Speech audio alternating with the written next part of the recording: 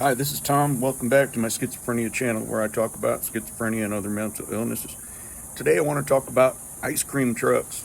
Now, wait until the end because I'm going to tell you a story about that part. But today, there's been an ice cream truck driving around my neighborhood. It's still going around, and I don't know how many times it's circled, but I have that song in my head. Da-da-dum-da-da-da-da-da. You probably know it. Anyway, one of my brain's defense systems, because I hear voices constantly in my head, they never end, and they're different voices, is that my brain seems to put music in my head. I think it's just to drown it out, but once I hear something, it's going to stay, and it can stay forever, and it can stay for hours or days, and it's just crazy.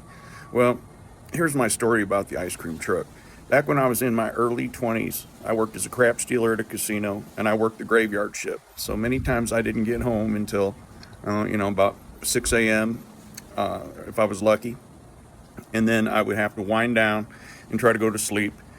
But when I lived in this apartment at that time, in the ghetto, where I guess ice cream trucks go a lot, but there was an ice cream truck that started coming around, and it had been coming around for weeks.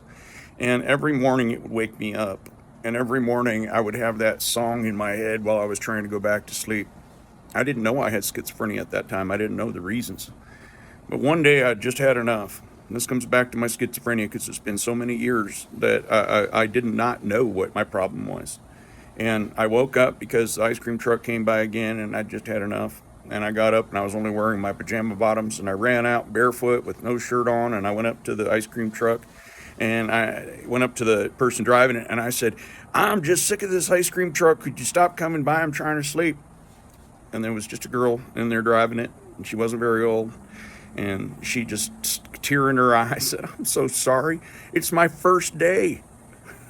Can you believe that?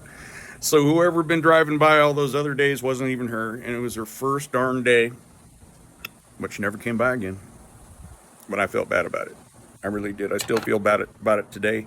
And that's how schizophrenia can just, come up and make you do crazy things and sometimes hurt someone. And I've felt bad about that forever. But I still hate ice cream trucks.